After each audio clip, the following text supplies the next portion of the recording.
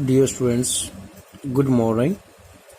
आज हम बात करेंगे क्यूटीबीडी में प्रोपोर्शन मेथड, जो कि एसोसिएशन को स्टडी करने के लिए या कैलकुलेट करने के लिए एक तरीका है, विधि है, जिसके माध्यम से हम दो गुणों के मध्य एसोसिएशन को ज्ञात कर सकते हैं। जैसा कि इसके नाम से ही ज्ञात है प्रोपोर्शन मेथड, तो यहाँ पर हमें दो प्रोपोर्शन निकालने पड़ते हैं, दो प्रोपोर्शन कैलकुलेट करने पड़ते हैं और उनके बीच तुलना करनी पड़ती है। अब दो प्रोपोर्शन क्या है, चलिए मैं बताता हूँ इसके बारे में। देखिए, जैसे ए और बी दो गुण हैं, ए और बी दो गुण हैं, तो ए बी बटे ए, और दूसरा इसकी जो प्रोपोर्शन निकालेंगे अल्फा बी बटे अल्फा। तो ये दो प्रोपोर्शन जो हमने कैलकुलेट किए हैं कि ये इनके बीच तुलना करके हम देखेंगे। यदि ये दोनों बराबर हैं तो इसका मतलब इनमें किसी भी तरह का गुण संबंध नहीं है, यानी कि कोई भी गुण संबंध नहीं है। यदि ये पोर्शन, यानी कि कैपिटल लेटर वाला जो पोर्शन है, इसमें अल्फा नहीं है, ये ग्रेटर देन है अल्फा वाले पोर्शन से, इसका मतलब धनात्मक गुण संबंध है। और यदि ये लेस देन है तो इसका मतलब ऋणात्मक गुण संबंध है। ठीक है दोस्तों, तो ये कंडीशन है, इसको हम टेस्ट करेंगे। इसके लिए स्टेटमेंट मैंने पहले से तैयार कर ली है। देखिए, स्टेटमेंट ये है कि एक कस्बे की पॉपुलेशन है जिसमें शिक्षित व्यक्ति हैं 12,000, और इन शिक्षित में से जो अपराधी हैं या जिनमें अपराध की प्रवृत्ति है, ऐसे व्यक्ति हैं 600। और इसी कस्बे में जो अशिक्षित व्यक्ति हैं वो है 6,50,000, और इन अशिक्षितों में से जो निरक्षर हैं, इनमें से अपराधी हैं 50,000। ये डाटा है, ये ऑब्जर्वेशन है, ये ओरिजिनल डाटा है। तो इसके आधार पर ये कहता है कि भाई हम देखना चाहते हैं निरक्षरता और अपराध की प्रवृत्ति में कोई संबंध, गुण संबंध है या नहीं है। तो चलिए हम इसको देखते हैं। इसको हम कुछ ए और बी, ये अल्फा और बी, अल्फा और बीटा, इस तरह के जो संकेताक्षर होते हैं उनसे डिनोट करते हैं। तो इनको जब हम डिनोट करेंगे, वैसे तो इनका अर्थ हमने पहले वीडियो में क्लियर कर दिया है, तो इनको जो हम डिनोट करेंगे तो देखिए किस प्रकार से हम मान लेते हैं निरक्षरता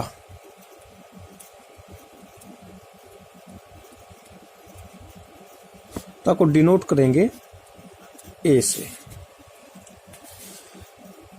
अगर ये ए से निरक्षरता या पढ़े लिखे लोगों को, अनपढ़ लोगों को हम इंडिकेट करते हैं, तो फिर पढ़े लिखे लोगों को किस चीज से, यानी कि इसके विपरीत हो जाएगा, शिक्षा या शिक्षित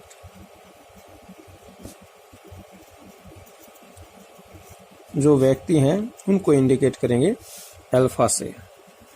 और इसी प्रकार से अगर हम अपराध की प्रवृत्ति या अपराधी प्रवृत्ति को इंडिकेट करते हैं बी गुण से, तो अपराधी प्रवृत्ति न होना, अपराधी प्रवृत्ति न होना, इसको हम इंडिकेट करेंगे बी के उल्टा बीटा से। ठीक है, अगर हम इन चीजों को इस प्रकार से इंडिकेट करते हैं तो देखिए, यहां पर ए का मतलब निरक्षरता से, इनकी संख्या 6,50,000, a is equal to 6,50,000। Alpha alpha यानी कि जो शिक्षित हैं डिनोट करता है उनको, तो ये है 12,000 और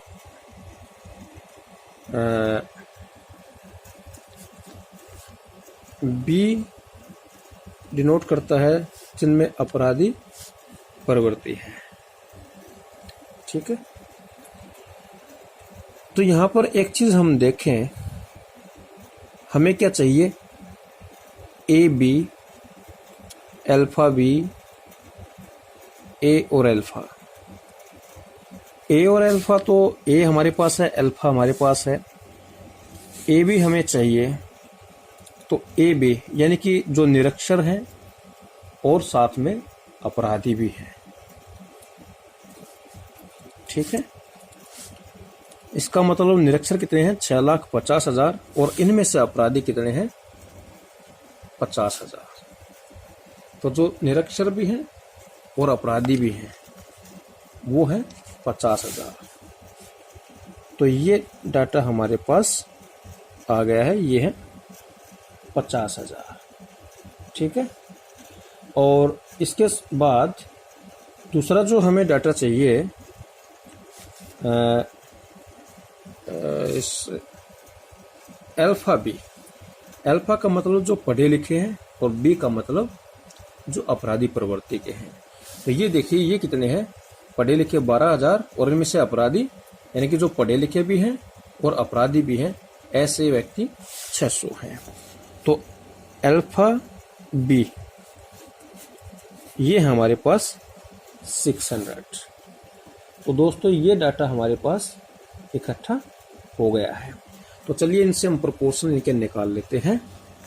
देखिए,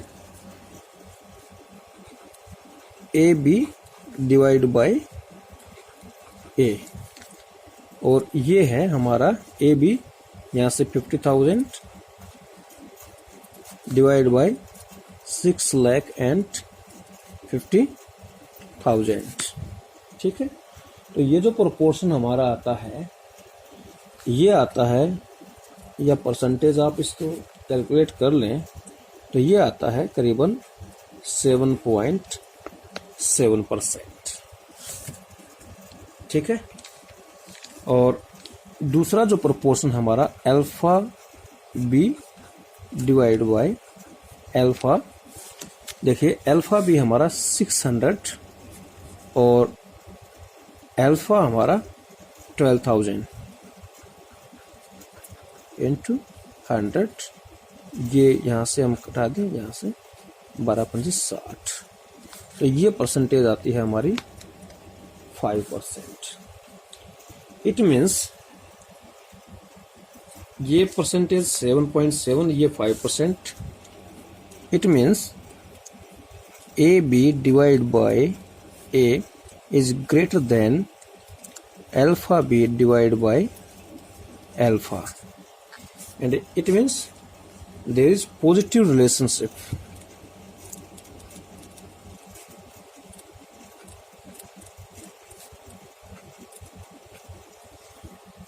ये जो पॉजिटिव रिलेशनशिप है ये किसके बीच है, निरक्षरता और अपराध की प्रवृत्ति में।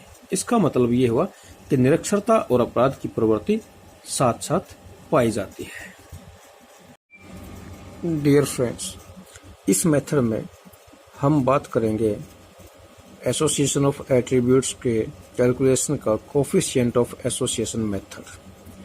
बेसिकली ये मेथड प्रोफेसर यूल ने दिया और उसने अपने इस मेथड के माध्यम से गुणों के बीच सहचर्य का सापेक्ष माप प्रस्तुत किया।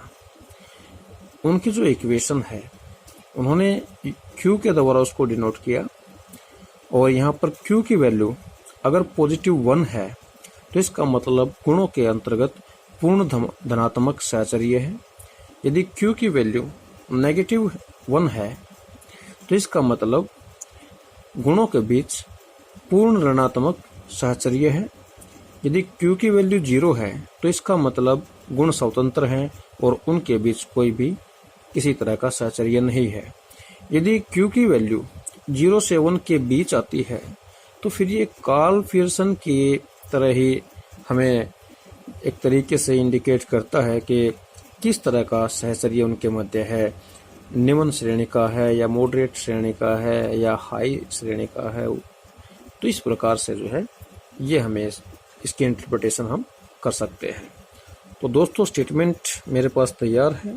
देखिए स्टेटमेंट कहता है भाई सुंदर पत्नी और सुंदर पति, यानी पति और पत्नी की सुंदरता का जो गुण है उनके बीच किस तरह का सहचर्य है।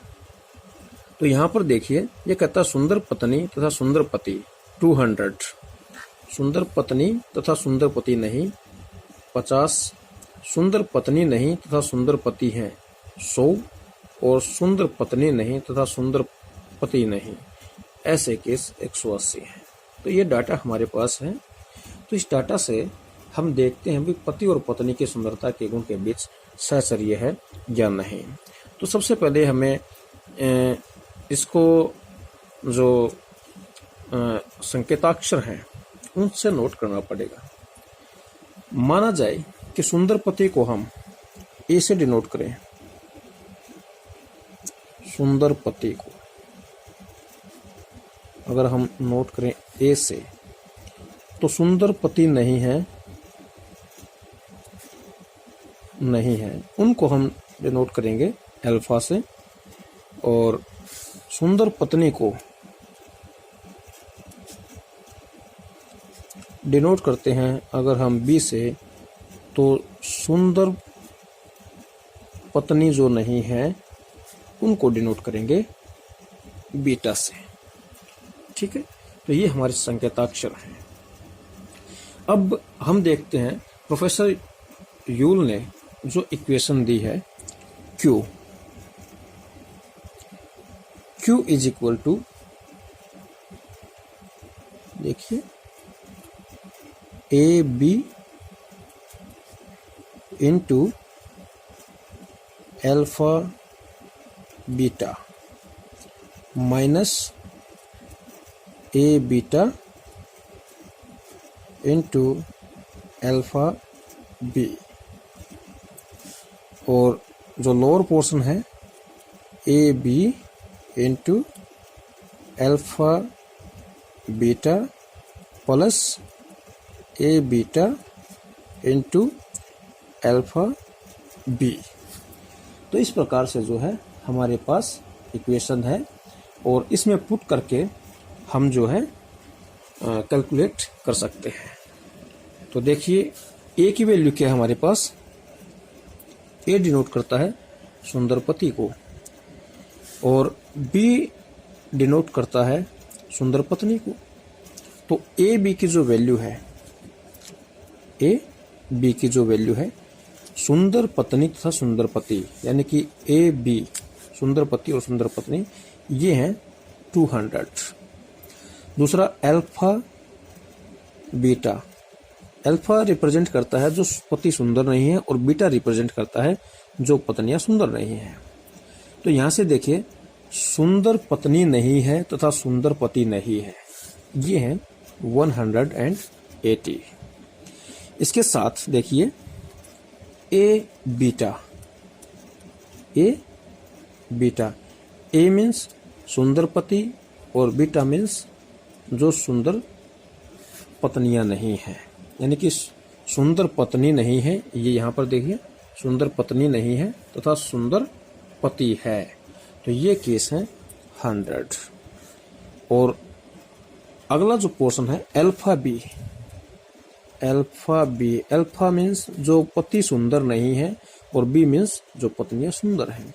तो भैया ये देखिए यहाँ पर पत्नी सुंदर है तथा सुंदर पति नहीं है, ये केस है 50। तो इनको अब हम इस इक्वेशन में रख देते हैं। ए बी की जगह 200, अल्फा बी की जगह 180, और इसी प्रकार से ए बीटा की जगह 100 और अल्फा बी की जगह 50 को हम जो है इसमें रख देते हैं। तो ये क्यू में हम इसको पुट करते हैं, ए बी की जगह 200, अल्फा बीटा की जगह 180, और माइनस ए बीटा की जगह 100 इंटू अल्फा बी की जगह 50, और नीचे भी इसी प्रकार से 200 एंड 180 प्लस 100 इंटू 50। ठीक है, तो ये हमने इक्वेशन में जो है इसको पुट कर दिया है। तो अब हम आगे इसको ओपन करते हैं।